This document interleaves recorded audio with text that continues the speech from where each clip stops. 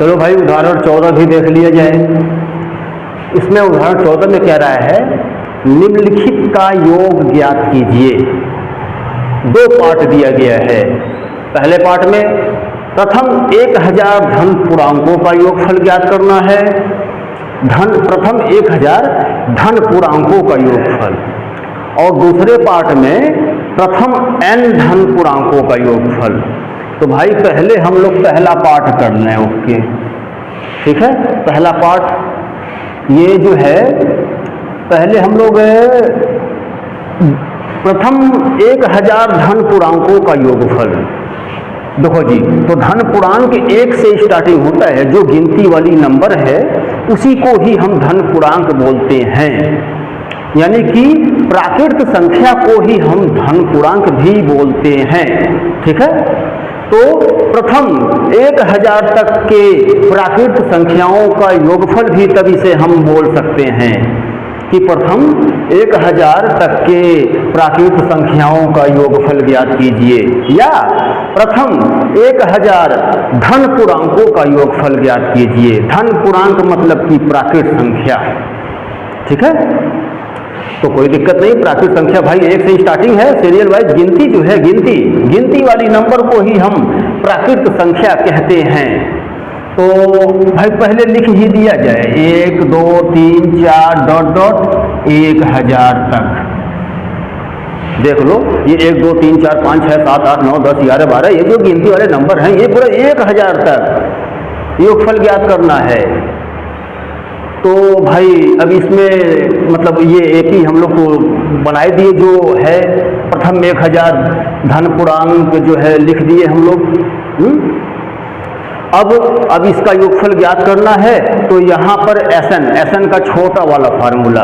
क्योंकि हमें अंतिम पद पता है, यहाँ अंतिम पद, इसीलिए यहाँ पर एसएन में छोटा फार्मूला लगाएंगे, छोटा वाला। तो पहले भाई थोड़ा मान लिया जाए, माना प्रथम पद 1 हो गया, बाकी सार्वंतर की जरूरत नहीं है। यहाँ छोटे वाले फार्मूले में जब अंतिम पद दिया गया हो वहाँ सार्वंतर की जरूरत नहीं है। एल का मान ये रहा। अंतिम पद मतलब कि पहले लिखो, पूरा ही विस्तार से लिखा जाए। माना प्रथम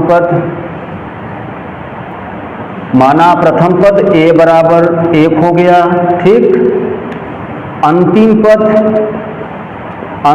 पद L से दिखाते हैं, प्रदर्शित करते हैं, और ये हो गया 1000। लेकिन n का मान नहीं पता है। n का मान पहले ज्ञात करना पड़ेगा, तभी होगा काम। n का मान तो भाई देख लो, अब इसमें थोड़ा सा जो है, और n का मान तो हमें यहाँ पर फिलहाल पता भी है। देखो यहाँ से 1000, n का मान 1000 है जी, यहाँ हमें निकालने की जरूरत नहीं। यहाँ पर ये तो गिनती वाली नंबर है, गिनती वाली संख्या है, तो 1 से लेकर 1000 तक है, तो 1000 हो गया पदों की संख्या। बाकी देखो जी, अगर और कुछ होता और किसी रूप में अगर होता एक ही, तो भाई हम तो पहले n का मान पता करते अभी, और n का मान जो है an वाले फार्मूले से पता किया जाता अभी। यहाँ पर अगर कोई दूसरे प्रकार से अगर AP यहाँ पर होता तब, लेकिन यहाँ पर n का मान हमें क्लियर पता चल रहा है, बिल्कुल गिनती वाली नंबर भाई 1000 है, तो 1000 हो गया n का मान। तो पदों की संख्या n बराबर 1000 ही होगा। ठीक है, और फिर हमें भाई अब एसएन ज्ञात करना है। देख लो, S 1000 ज्ञात करना है, 1000 पदों तक योगफल। ठीक है, तो भाई अब एसएन का ही फार्मूला लगा दिया जाए। n/2 a + l, अंतिम पद दिया है तो छोटा वाला फार्मूला एसएन में मान रखो जी सब। n का मान 1000, a का मान क्या है भाई 1, l का मान भी 1000 है। सॉल्व किया जाए इसे, क्या आ रहा है अभी पता चलेगा। 2 × 5 = 10, 2 0, और यहाँ से आ गया भाई 500 और गुणे 1001, जोड़ेंगे तो 1001 आ गया। और फिर अब गुणा भी कर दो, तब तो गुणा कर देंगे तो ये आ जाएगा भाई, देखो 2 जीरो ये है, 2 जीरो पहले ये यहाँ पर उठाकर कर दो। उसके बाद बचा 5, तो 5 एक नम 5, 5 शून्य शून्य, 5 शून्य शून्य, 5 एक नम 5। लो जी, ये आ गया आप लोगों का आंसर। हम लोग 1000 पदों तक योगफल ज्ञात कर लिए। आंसर खत्म हो गया। और यहीं पर अब इसका दूसरा पार्ट भी देख लिया जाए। इसमें कह रहा है कि प्रथम n धन पूर्णांक। अच्छा जी, तो धन पूर्णांक, अब धन पूर्णांक वाली भाई बात आएगी तो ये भी तो वही चीज है। प्रथम धन पूर्णांक मतलब कि 1 2 3 4 डॉट डॉट डॉट n, इसमें n तक बोला है। देखें तो इसे भी अब ज्ञात किया जाए। तो यहाँ भी पहले भाई मान लो, माना प्रथम पद ये हो गया। उसके बाद और क्या भाई, और सार्वंतर जो है एक आ गया, सार्वंतर भी निकाला जा रहा है। इसमें सार्वंतर की आवश्यकता पड़ेगी शायद। और भाई देखो जी, पदों की संख्या तो n है, पदों की संख्या n पदों तक ज्ञात करना है। हाँ भाई, तो SN ज्ञात करें हम लोग। तो n/2 2a plus n-1 into d, इस वाले फार्मूले से यहाँ पर काम कर दिया जा रहा है। चलो भाई, तो n का मान तो n ही है, a का मान 1, n का मान n ही है, d का मान 1। आगे बढ़ते जाएं, ये हो गया भाई 2, और यहां से गुणा कर दो n-1। देखो ये, अब 2 में से 1 घटा 1 बचा। तो एक काम करो, यहां पर जो है 2 में से 1 घटा 1 बचा, तो 1 प्लस n, ये देखो। और यहां से जो है n प्लस 1/2, ये लो जी, ये प्रथम n पदों तक योगफल हम लोग ज्ञात कर लिए।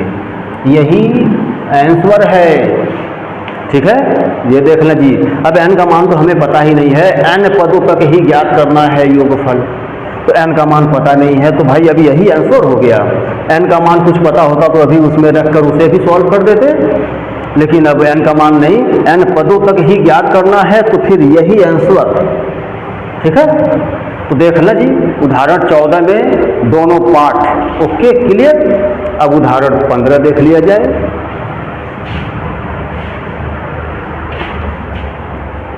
चलो भाई, उदाहरण 15 भी देख लिया जाए।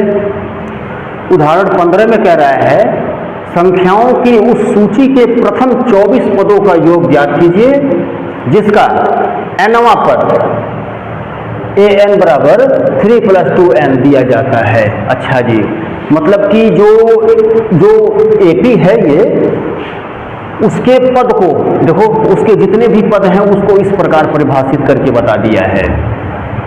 तो हमें 24 पदों तक योगफल ज्ञात करना है।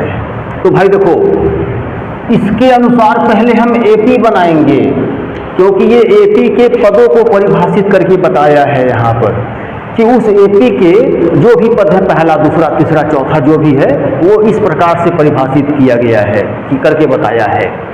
तो अब देखो पहले कैसे करेंगे हम, पहले तो हम AP ज्ञात करेंगे, अभी AP बनाएंगे उसके द्वारा, और देखते जाएं कैसे। तो पहले लिखना भाई हम लोग। अब देखो, n का मान जब 1 रखेंगे तो 2 × 2 और 2 3 5, n का मान 2 रख दो तो 2 दूना 4 3 7, n का मान 3 रख लो तो 3 दूना 6 6 3 9, और आगे अब बेकार है, आगे ज्ञात करना बेकार है, क्योंकि देखो हमें एक एपी में जैसे कम से कम 3 पद का होना तो जरूरी है, तो 3 पद हमें मिल गया। अब हम योगफल आराम से ज्ञात कर सकते हैं। n का मान यहाँ 24 है, दिया गया है n का मान 24। तो अब हम पहले एपी बना लें।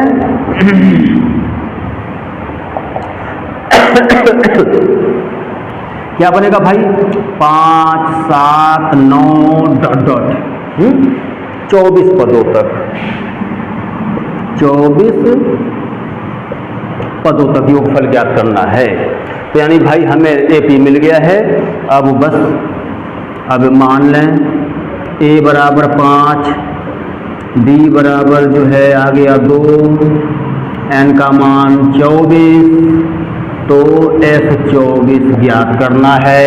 ठीक, तो काम हम लोग यहाँ कर दे रहे हैं, देख लो। पहले तो SN फार्मूला लगाएं, बड़ा वाला ही लगाएंगे क्योंकि अंतिम पद पता नहीं है। तो भाई देखो जी n/2 2a plus n-1 into D,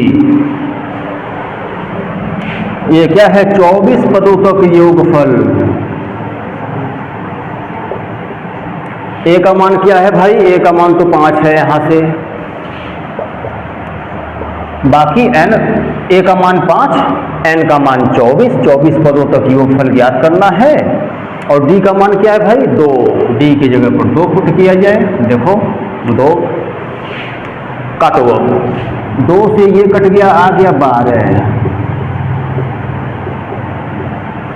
2 बचे 10, 23 आ गया घटकर, 23 दूना 46 हुआ कि नहीं? यहाँ पर देख लो भाई, तो 12 गुणे ये जोड़ देंगे तो आ गया 56, और फिर 12 का गुणा कर दो जो आया आंसर। तो 12 पचे 12 छाक 72 को 2 हासिल 7, 12 पचे 60 और 7 67।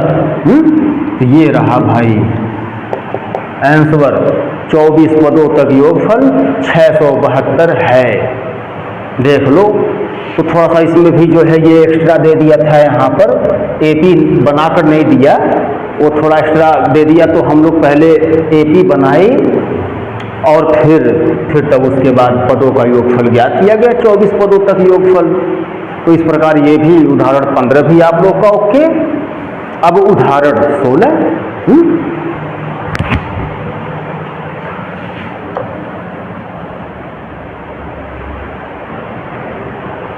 चलो भाई उदाहरण 16 में कह रहा है कि टीवी सेटों का निर्माता तीसरे वर्ष में 600 टीवी तथा 7वें वर्ष में 700 टीवी सेटों का उत्पादन करता है। अच्छा जी, यह मानते हुए कि प्रत्येक वर्ष उत्पादन में एक समान रूप से एक निश्चित संख्या में वृद्धि होती है, तो ज्ञात कीजिए। 3 पार्ट दिया गया है भाई, ठीक है। और देखो जी, ये जो टीवी बन रहा है प्रत्येक वर्ष जो निर्माण हो रहा है टीवियों का, तो उनकी मतलब एक पहले साल में कितना टीवी बना, दूसरे साल में कितना टीवी बना, तीसरे साल में कितना टीवी का निर्माण हुआ, तो बस इसके बारे में ये अभी हम लोग एपी बनाएंगे, ठीक है ना। एपी नहीं, जैसे एपी ही है एक प्रकार से। जैसे कह रहा है कि तीसरे वर्ष में 600 टीवी, तो यानी तीसरा वर्ष में 600 टीवी, अर्थात ये A3 तीसरा पद हो गया 600। 7वें वर्ष में 700 टीवी, तो ये 7वें वर्ष में यानी कि ये 7वां पद हो गया, ये 7वां पद मानेंगे, ठीक है। ये सब है ऐसा। तो ज्ञात, देखो ज्ञात क्या करना है, प्रथम वर्ष में उत्पादन, यानी हमें A का मान ज्ञात करना है, प्रथम पद A का मान ज्ञात करना है। 10वें वर्ष में उत्पादन A10, 10वां पद ज्ञात करना है A10। प्रथम 7 वर्षों में कुल उत्पादन, तो ये भाई ये तो योगफल ज्ञात करना है, योगफल। तो आगे बढ़ रहे हैं हम लोग। देखो भाई, सबसे पहले तो पहला भाग, पहले भाग में जैसे पहला भाग हम लोग सॉल्व कर लें, तो इसमें दिया है भाई, देखो A3 है, ये A3 600 मानकर चलेंगे, A3 600, तो ये हो गया A+2D बराबर 600। आगे बढ़ा जाए, जो दिया है आगे बढ़े हम लोग। सातवें वर्ष में 700 TB, तो वो 7वां पद हो जाएगा, अर्थात A+6D। लो जी, यहाँ तो 2 समीकरण बन गया। इन दोनों को विलोपन नियम से सॉल्व करना है। अभी A का मान और D का मान आ जाएगा। A का मान जो आएगा मतलब कि वही पहले का आंसर हो जाएगा, पहले भाग का। एकदम आसान क्वेश्चन ये भी है, लेकिन तैयार हो, एकदम इम्पोर्टेंट क्वेश्चन है, बिल्कुल एकदम तैयार हो भाई। तो भाई देखो ले, यहाँ पर जो है समीकरण 1 में से 2 को हम लोग घटा रहे हैं, तो घटाने का काम जो है यहाँ कर दिया जाए। A+2D बराबर 600, उसके बाद A+6D बराबर 700। चलो भाई, ये तो कैंसिल हुआ जी। यहाँ से आ जाएगा माइनस में 4D, और यहाँ से आ जाएगा माइनस में 100। तो पहले D का ही मान निकला, देख लो, 4 से ये काटेंगे 25, यानी कि D का मान आ गया 25। अब D का मान समीकरण 1 या 2 किसी में भी रख दें तो A का मान आ जाएगा। तो यानी कि यहाँ पर लिख दिया जाए भाई, D का मान समीकरण 1 में रखने पर, ठीक है। तो पहले भाई समीकरण 1 में कहाँ है समीकरण 1, ये रहा समीकरण 1। चलो भाई मान रखो, A+2D बराबर 600, इसमें मान रखना है D का, तो D का मान भाई रखो, तब D का मान 25, ठीक है। अब D का मान 25 आया रखे, तो 25 दूना 50, 50 का पक्षांतर कर देंगे तो माइनस में होगा। तो हम लोग ये काम यहाँ कर दे रहे हैं, अब ये रख करके।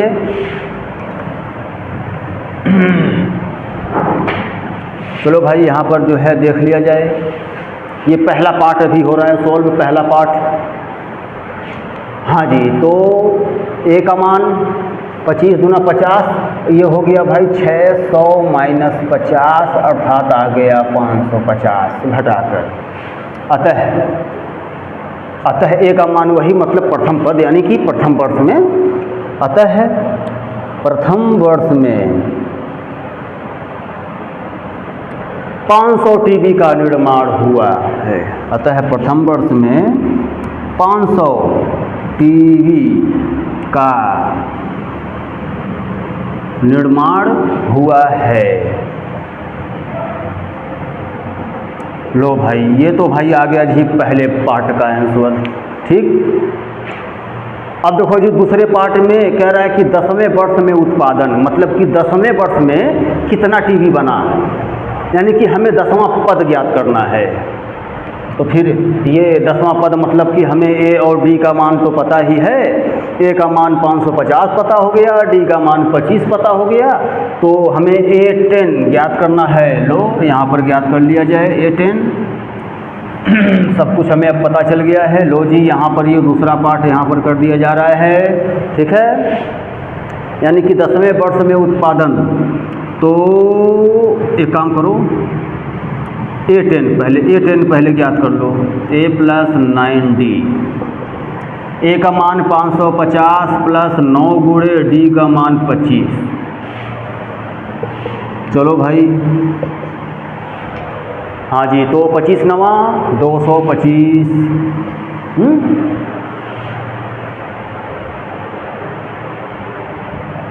उसके बाद जोड़ दो, 5 5 2 7 5 2 7।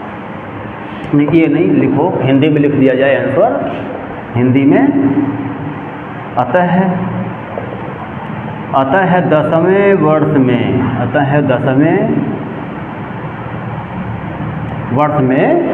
775 TB का निर्माण हुआ। 775 TB का निर्माण लो जी 775, ठीक है। तो ये दूसरा पार्ट भी ओके, देख लो। अब तीसरे पार्ट में कह रहा है कि प्रथम 7 वर्षों में कुल कितना उत्पादन, यानी कि पहले वर्ष से लगाए 7 वर्ष तक कुल कितना टीवी बना, ये ज्ञात करना है। अर्थात SN योगफल ज्ञात करना है तीसरे वाले पार्ट में। देख लो, प्रथम 7 वर्षों यानी एक पहले वर्ष से लगाए 7 वर्ष तक कुल कितना टीवी बना, ये ज्ञात करना है। तो भाई SN हमें ज्ञात करना है, तो आराम से ज्ञात कर सकते हैं। ये देखो अभी रब कर दिया जा रहा है यहाँ पर, और यहाँ हम लोग अभी ज्ञात करेंगे। चलो भाई तीसरा वाला पार्ट कर दिया जाए। तो 7 वर्षों में, यानी कि बस सब कुछ पता है, सब कुछ पता है, कुछ भी मानने की ज़रूरत नहीं है। बस फार्मूला लिख दें और फार्मूला लिखकर आगे बढ़ जाएं हम लोग। S7/2, A का मान क्या है भाई? A का मान 550 निकला था, N का मान तो 7 यहाँ से है ही, और D का मान 25 आया था। ये 2 सुनाया सुन, 2 पचे 10, 2 पचे 10 1 11, ये घटा 6, 25 6 का 150 गुणा। चलो भाई और आगे बढ़ो। तो अब ये जोड़ दो, ये जोड़ दें हम लोग। तो 11 1 12, 1250 हुआ, 1250 जोड़कर 1250 हुआ भाई। तो 2 से तो कट ही रहा है, 2 छके 12, 2 दूना 4, 2 पचे 10, यानी कि देखो भाई क्या आ गया है अब 7 गुणे 625, 7 गुणे 625, ठीक है। गुणा करो भाई, 7 पचे 35 हासिल 3, 7 दूना 14, 3 17 हासिल 1, 7 छक 42, 1 43। तो अतः हो गया आंसर, खत्म। अतः प्रथम 7 वर्षों में कुल 4375 टीवी का निर्माण हुआ।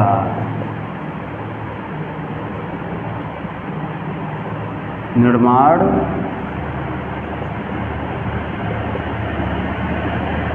लो जी, ये भी ओके, क्लियर, ठीक है।